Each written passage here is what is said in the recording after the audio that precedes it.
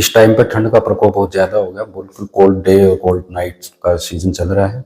तो मैं तो ये कहना चाहूंगा पशुओं को इस टाइम पर सबसे ज्यादा देखभाल की जरूरत है सर्दी के मौसम के अनुसार।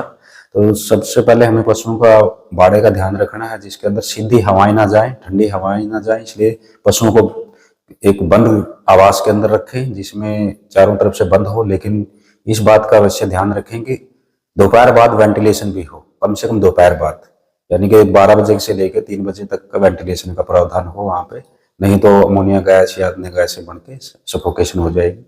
और किस एकदम से पशुओं को जैसे ही सुबह खोलते हैं पशुपालक भाई, तो एकदम से सारे दरवाजे या खिड़कियां ना खोलें, थोड़ी देर पशुओं को अंदर जाके उठाएं, उनको नॉर्मल होने दें, उसके बाद ही सारे जो भी दरवाजे हैं वो खोल लें उस चीज के लिए। और दूसरा यही रहेगा ठंड के मौसम में ज्यादा पानी का प्रयोग फर्श को धोने के लिए ना करें, क्योंकि इससे नमी बढ़ती है और ठंड भी बढ़ती है। जो हमारे पशु हैं उनको रात के समय में या दिन जब भी वो बाड़े के अंदर लेके जाएं, तो उससे पहले उनके अंदर एक अच्छा बिछावन, जैसे कि कोई पुराली काट के डाल दे या जो चावल का छिलका डाल दे, मतलब नीचे बिछावन अच्छा हो ताकि उनको फर्श की ठंडी ना लगे और नीचे से गर्मी बनी रहे। तीसरा यह है कि उनका खान पान का ध्यान रखें, अच्छा न्यूट्रिशियस और संतुलित आहार दें जिसमें एनर्जी का मात्रा ज्यादा हो, यानी कि दाने का लेवल ज्यादा हो, जैसे कि मक्का है, बाजरा है, ये चीजें थोड़ा बढ़ा कर दें। गुड़ का प्रयोग करें, हर एक जानवर को कम से कम 100 ग्राम गुड़ रात के समय में जरूर खिलाएं। जो पानी है वो बिल्कुल ठंडा पानी, हौदी का पानी ना पिलाएं, पानी को सवेरे ताजा भरें समरसीबल से या जैसा भी है, ल्यूक वार्म वाटर बोलते हैं, जिसे थोड़ा गर्म नवाया पानी होना चाहिए ताकि पशु को एकदम से ठंडा पानी पिएगा तो उससे ठंड लगने की संभावना ज्यादा रहेगी। सर इसके लक्षण क्या है, पशु बीमार होते हैं? देखिए, यदि किसी भी पशु को ज्यादा ठंड लगेगी तो उसका जो एक बॉडी टेम्परेचर है वो नॉर्मल बॉडी टेम्परेचर जो पशु का होता है 101, गाय भैंस का 101 डिग्री की फ़ारेनहाइट के आसपास होता है, तो वो डाउन होके 95 तक आ जाएगा, यानी कि बहुत नीचे आ जाएगा, जिसकी वजह से जानवर बिल्कुल बैठ जाएगा और उसको चलने में फिरने में असमर्थता दिखाएगा, चल नहीं पाएगा और नाक कान जो है उसका बिल्कुल ठंडे पड़ जाएंगे। तो सर इसमें हरा चारा होता है, जितनी मात्रा में चाहिए, कैसा चारा, कितनी पुरानी? देखिए, बिल्कुल अकेला हरा चारा नहीं खिलाना चाहिए सर्दी के मौसम में, क्योंकि हरा चारा खिलाएंगे तो उससे भी दिक्कत आएगी। एक तो हरा चारा बरसीम होता है, उसके अंदर अफारे की प्रॉब्लम बढ़ जाती है, तो और दूसरा इसमें हरे चारे में पानी की मात्रा बहुत ज्यादा होती है, इसलिए हमें सूखा चारा जैसे कि तूड़ी है या दूसरा भूसा है कुछ भी मिला के देना है। तो लगभग 60 और 40% के रेशो, 60% हरा चारा और 40% सूखा चारा, इस रेशो में मिला के देंगे तो बढ़िया बैलेंस बना के संतुलित आहार बनेगा।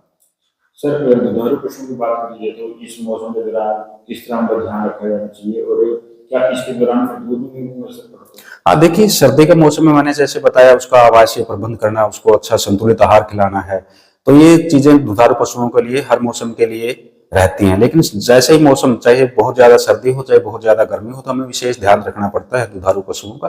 तो ऐसे पशुओं को हमें सर्दी से तो बचाना ही है, साथ में उनके आहार के ऊपर, भोजन के ऊपर भी, जो हम दाना या घास खिला रहे हैं उसके ऊपर भी ध्यान देना, वो संतुलित होना चाहिए। दूसरा यह है जैसे ही सर्दी ज्यादा होगी तो जानवर को अपनी बॉडी एनर्जी है सर्दी से बचने की यूज करनी पड़ेगी, तो ऐसे में उसको हमें ज्यादा एनर्जी वाला आहार या चारा खिलाना पड़ेगा। और यदि हम नहीं खिलाएंगे तो नेचुरली उसके दूध के उत्पादन पर अवश्य फर्क पड़ेगा, जो 5 से लेकर 10% तक हो सकता है। तो सर दूध का असर पड़ जाता है सर, इसके सिम्टम्स होते हैं छोटे में, दुधारू पशु बीमार हो गया तो सर इसके दौरान क्या पता चलता है? देखिए, यदि किसी भी कारण से दुधारू पशु को कोई बीमार हो जाता है या नॉर्मल उसका बिहेव नहीं रहता है, तो मैं तो यही सलाह दूंगा कि आपके नजदीक के पशु चिकित्सक से सलाह लेकर ही उसका उपचार करवाएं और किसी भी अपने खुद के फार्मूले से उसका पशु का इलाज ना करें। तो कितनी मात्रा में दुधारू पशु का दूध सर कम हो जाता है?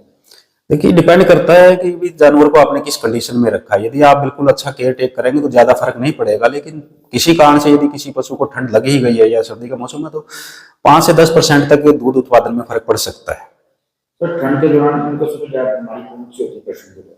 देखिए, ठंड के टाइम पे मुख्य तौर पर तो निमोनिया बनने के चांसेस सबसे ज्यादा होते हैं, जानवरों में निमोनिया के लक्षण आ जाते हैं, खास करके छोटे बच्चों में। और दूसरा, दस्त लग जाएंगे।